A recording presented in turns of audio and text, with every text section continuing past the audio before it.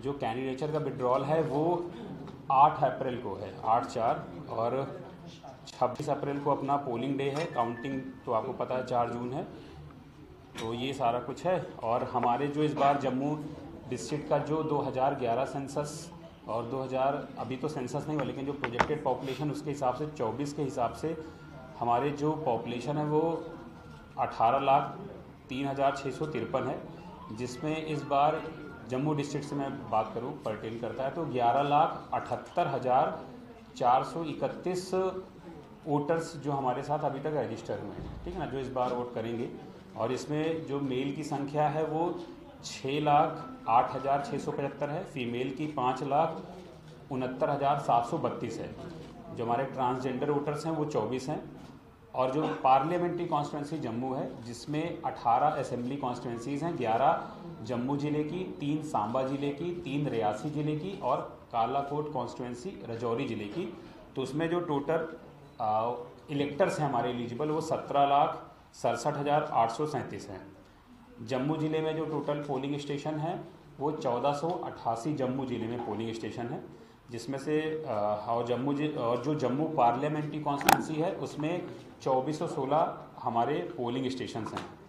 और जो सबसे मेन चीज़ ये है कि आप सभी से जो खास करी है कि ये तो बेसिक डेटा था, बेसिक इन्फॉर्मेशन जो जम्मू ज़िले से पर्टेन करता है या जम्मू पार्लियामेंट्री कॉन्स्टिट्यूंसी से। आपसे मिलने का एक मकसद, मैं और एसपी साहब हमारे साथ है, विनोद सर भी, ठीक है। तो मेन मकसद ये है कि जब से मॉडल कोड ऑफ कंडक्ट लगा है, जब से डेट्स अनाउंस हुई हैं, तो मॉडल कोड ऑफ कंडक्ट को इन्फोर्स कराना, उसका कोई वायलेशन ना हो, ये हमारी प्रायोरिटी है। और मैं एज अ डिस्ट्रिक्ट मैजिस्ट्रेट, हमारे साथ विनोद सर भी है एज अ एसएसपी जम्मू, तो हम दोनों लोग ये इंश्योर करें कि किसी भी तरीके से मॉडल कोड ऑफ कंडक्ट का वायलेशन ना हो। दूसरा चीज़ क्या है कि हर जो राजनीतिक पार्टियां हैं सबके लिए लेवल प्लेइंग फील्ड हो। तीसरा चीज़ क्या है कि जो हमारा वोटिंग परसेंटेज है वो पहले जो भी रहा है इस बार ज़्यादा रहे। और मैं आपके माध्यम से जितने भी एलिजिबल इलेक्टर्स हैं मैं उनसे अपील करना चाहूँगा, अपील करता भी हूँ और अपील कर भी रहा हूँ कि आप सभी लोग भारी से भारी मात्रा में संख्या में निकल कर आएँ, अपने आसपास के लोगों को भी लेकर आएँ जो भी एलिजिबल हैं। हर तरफ से उनको फैसिलिटेट किया जाएगा। जैसे इलेक्शन कमीशन की गाइडलाइन है कि जो विशेष हमारे मतदाता वर्ग हैं, जो स्पेशली एबल्ड लोग हैं, जो 85+ वोटर्स हैं, उनके सब के लिए विशेष व्यवस्था की गई है। तो हम जिला प्रशासन और as a district election officer, हम सभी लोग, हमारे जितने भी AROs हैं, सभी लोग ये डिटरमिन्ड हैं कि उनको बहुत अच्छे से हम फैसिलिटेट करेंगे। और जब बात मैं अभी कर रहा था मॉडल कोड ऑफ कंडक्ट की, तो अब मॉडल कोड ऑफ कंडक्ट जब इन्फोर्स हम कराएंगे तो model code of conduct enforcement वो सिर्फ वो सभी की जिम्मेदारी है। और ख़ासकर जो राजनीतिक पार्टियां हैं, जो हमारे अधिकारी लोग हैं, जो नागरिक हैं, जो वोटर हैं, उनकी भी जिम्मेदारियां हैं कि वो मॉडल कोड ऑफ कंडक्ट का वायलेशन ना करें। इलेक्शन कमीशन की जो मॉडल कोड ऑफ कंडक्ट की गाइडलाइंस हैं वो बहुत विस्तृत हैं। इलेक्शन कमीशन की वेबसाइट पर आप देख सकते हैं, हमारे पास हैंडबुक हैं और मैंने भी बहुत सारे सर्कुलर निकाले हैं, CEO ऑफिस से निकला है, तो आप उसको देखें और उनके हिसाब से आप काम करें ताकि कोई वायलेशन ना हो। अब जब वायलेशन, कभी कभी क्या होता है कि वायलेशन भी होती हैं तो उसको सख्ती से निपटा जाएगा। उसके लिए हमारे पास उड़न दस्ता जो फ्लाइंग स्क्वाड टीम है वो भी इन प्लेस है। नाकों पर स्टैटिक सर्विलेंस टीम जिसका नाम देते हैं वो भी हमारे साथ है, हमारे पास है। और कम से कम 33 ऐसी टीमें लगी हुई जो हर जगह ये सारा कुछ मॉनिटर करती रहेंगी। अच्छा इलेक्शन कराने के लिए स्टैटिक सर्विलेंस टीम, मैंने आपको बता दिया, video surveillance team, video viewing team, ये सब भी इन प्लेस हो चुकी हैं जम्मू ज़िले की तरफ से।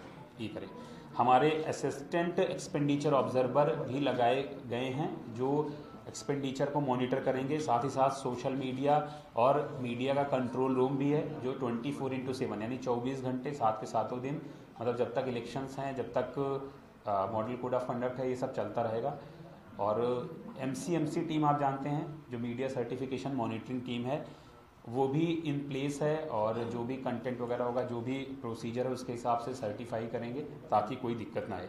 हमारा जो डिस्ट्रिक्ट कंप्लेंट सेल है वो 1950 आपको पता है ये हेल्पलाइन नंबर है, तो उसके हिसाब से फंक्शन करेगा।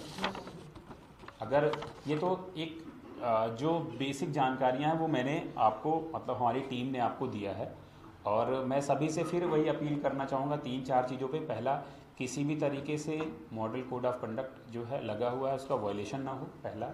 दूसरा कि हम चाहेंगे कि जो भी लोग एलिजिबल हमारे वोटर्स हैं, वो, मैं तो चाहूँगा कि 100 के 100% लोग जो हैं वो अपना वोट डालने आएँ, और ख़ासकर ऐसे वर्ग से मेरा अनुरोध है, युवा वर्ग से, कि वो अपने खुद तो वोट डालने आएँ, और अपने साथ साथ अपने घर परिवार आसपास के जो भी लोग हैं उनको भी प्रेरित करें, उनको साथ में ले आएँ, वोट डालें ज़्यादा से ज़्यादा संख्या में।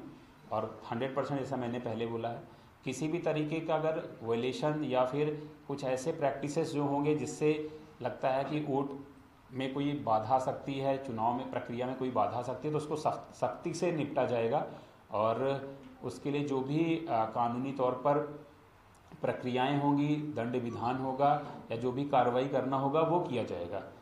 और महत्वपूर्ण बात यह है कि हम सभी लोग मिलकर इस जो लोकतंत्र का महापर्व जिसको बोलते हैं, इस चुनाव प्रक्रिया में ज़्यादा से ज़्यादा शरीक हों, और आप जिला प्रशासन और जो election commission, chief electoral office जो है, जितने भी लोग इसमें इन्वॉल्व हैं उनकी मदद करें, उनको कोऑपरेट करें, और फ्री एंड फेयर इलेक्शन कराने में हमारी मदद करें। सर, पोलिंग आप बूथ को लेकर जो कुछ काफ़ी लंबी लाइन से 2-2, 3-3 घंटे, क्या बूथ को एक्सपेंड कर रहे हैं आप? और क्या देखिए 1488 पोलिंग हमारे जो बूथ हैं, मैं जिले की बात करूँ, 24 से 16 इस संसदीय क्षेत्र में जो है, तो आप बिल्कुल ये मेरी तरफ से मतलब आश्वस्त रहिए कि कोई भी अगर जैसे ज़्यादा इन्फ्लक्स होता है तो लंबी लाइनें लगती है, लेकिन किसी भी तरीके से प्रॉब्लम नहीं होने देंगे। उनके लिए व्यवस्था सब की गई है, और अच्छे से करें, किसी को ज़्यादा देर इंतजार नहीं करना पड़ेगा, आप इसके लिए आश्वस्त रहें। बिल्कुल लिक्विड सेलिंग की बात करें, लिक्विड की या मैच की, काफ़ी सारी चीज़ें ऐसी इलेक्शन के दौरान की जाती हैं, जैसे सवाल है कि किस प्रकार आपकी तैयारी है इन तमाम चीज़ों को रोक लगाने के लिए, क्योंकि काफ़ी सारे केसेस नज़र आते हैं। जैसा आपने कहा कि लिकर सेलिंग और बाकी चीज़ें जो हैं, इसकी इन्फोर्समेंट के लिए स्पेशल टीम्स जो है कॉन्स्टिट्यूट की गई हैं, जैसे स्टैटिक सर्विलेंस टीम का जिक्र हुआ, लाइन स्क्वाड्स का जिक्र हुआ। पूरे डिस्ट्रिक्ट में 73 ऐसे इलाका हैं जो पूरे डिस्ट्रिक्ट को कवर करते हैं। तो हमारा सिटी फील्ड है, हाईवे फील्ड है, बॉर्डर फील्ड है, उसमें अपना आगे लगे हुए हैं, और जो भी गाड़ियों की मूवमेंट रहती है उनको चेक किया जाता है। इसके साथ ही सरकारी नाका भी पूरे डिस्ट्रिक्ट में लगाए जाते हैं पर्टिकुलर टाइम के लिए, और उसके लिए टाइम टू टाइम जो है हमारे जो SHO साहिबान हैं, चौकी हैं, उनको डायरेक्शन जो है सेंट्रल लेवल से दी जाती हैं कि कब किस पीरियड में नाका लगाना है, और किस डायरेक्शन की जो गाड़ियाँ हैं वो चेक करनी है। आपके माध्यम से मैं जम्मू की जनता से ये कहना चाहता हूँ कि अगर कोई लिकर की कहीं मूवमेंट हो रही है, या कैश की मूवमेंट हो रही है, या कोई फीस भी है, तो उसको सख्ती से निपटा जाएगा। और डेली हमारा शाम को जो है एक सीजर रिपोर्ट भी जो कमीशन में जाती है वो उसका भी वो पालन किया जाता है। इसके साथ ही आपके माध्यम से मैं जम्मू की जनता से ये अपील करना चाहता हूँ कि जो लाइसेंस होल्डर्स हैं, DM साहब का ऑर्डर आया है कि विदिन 7 डेज जो है नोटिफिकेशन के, वो जो पैकेट्स में उनके हैं वो कंसर्न थाने में डिपॉजिट करने हैं, वो प्रक्रिया स्टार्ट हो गई है। तो आपके माध्यम से मेरी जनता से जो लाइसेंस होल्डर हैं उनसे ये अपील है कि जल्दी से जल्दी जो अपने पैकेज जो है वो कंसर्न थाने में डिपॉजिट करें। अंतर्राष्ट्रीय सीमा काफ़ी लगती है यहाँ जम्मू कश्मीर, जम्मू के वहाँ कितने सेंसिटिव बूथ्स हैं और किस तरह की सुरक्षा स्पेशल उस एरिया अंतर्राष्ट्रीय सीमा पे? देखिए अंतर्राष्ट्रीय सीमा पे जो उसकी टोटल लेंथ है 152 किलोमीटर है, और 150 पोलिंग स्टेशन आते हैं।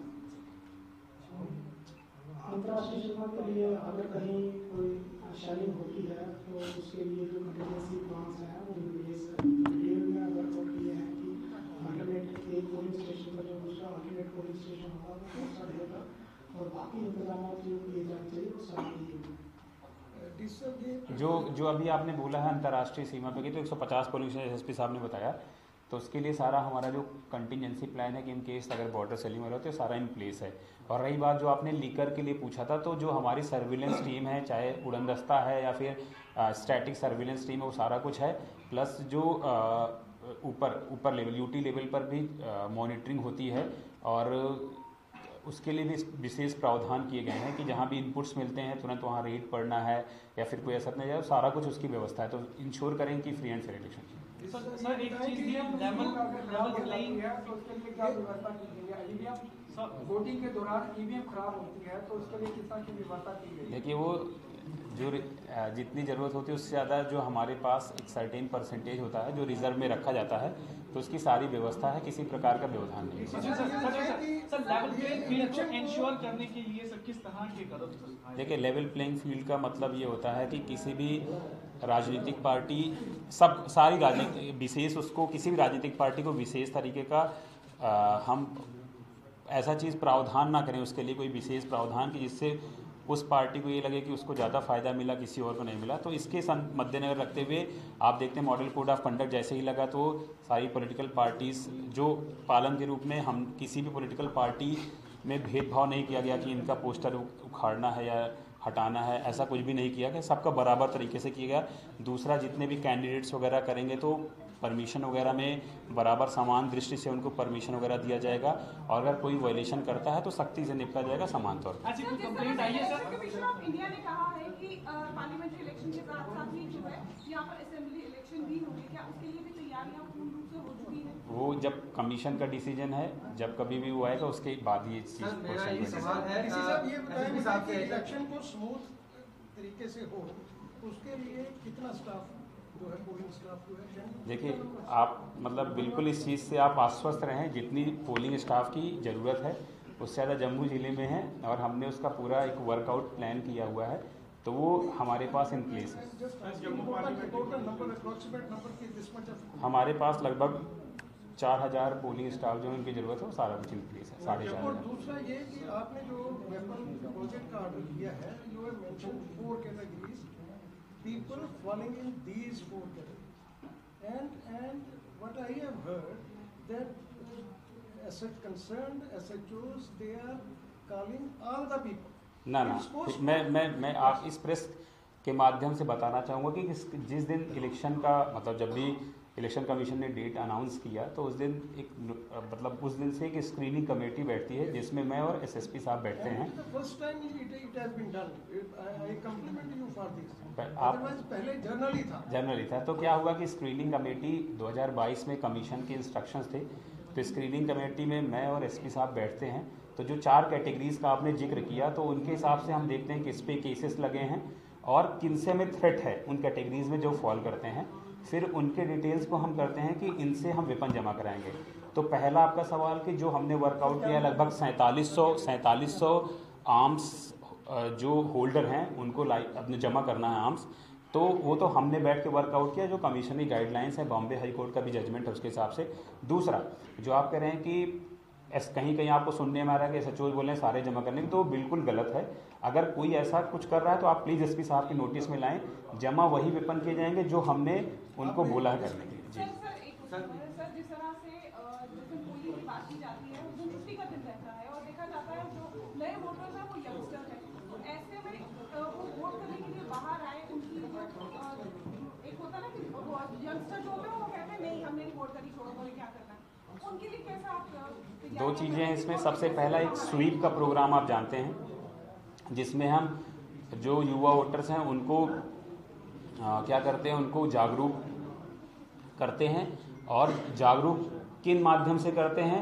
बहुत सारे हमारे जो यूथ आइकन्स हैं उनके थ्रू ही करते हैं। दूसरा, इसमें आपका रोल आता है। जो आज आपने प्रेस कॉन्फ्रेंस बुलाई है, तो आप अपने प्रेस कॉन्फ्रेंस के माध्यम से लोगों तक हमारी मैसेज पहुंचाइए कि जो भी 18+ उम्र में हैं, जो एलिजिबल वोटर्स हैं, वो ज़्यादा संख्या में आए और सिर्फ इसलिए ना आए कि उनको वोट डालना है, वो इसलिए आए कि एक नए भारत का निर्माण करना है, नए देश का निर्माण करना है। जो भी हमेशा पाकिस्तान की कोशिश रहती है कि यहाँ पे जब इलेक्शन आने वाले हालात को खराब करना, तो टेररिस्ट एक्टिविटीज है, अभी हमने बात की शैली की थी कि जो टेररिस्ट एक्टिविटीज है उसको देखते हुए कदम उठाए गए हैं सुरक्षा निजाम। जैसे आपने 150 पोलिंग स्टेशन की बात की थी, तो वो सेंसिटिव 150 पोलिंग स्टेशन की आपने बात की थी, तो वो 150 पोलिंग स्टेशन अंतर्राष्ट्रीय सीमा पर हैं जम्मू ज़िले में, तो उनके लिए विशेष व्यवस्था किया गया है। पहला प्लान कि अगर सेलिंग पहले होती है तो कैसे हमारे वोटिंग होगी, और अगर उस टाइम पर सेलिंग होती है तो उसके लिए उनको कैसे निकालने का प्लान किया गया है, बंदोबस्त उसका। दूसरा, वो वोट कहाँ डालेंगे, कैसे डालेंगे, एट द सेम टाइम की वोटिंग की सीक्रेसी भी मेंटेन रहे। और जैसा आप यूथ के बारे में बोल रहे थे,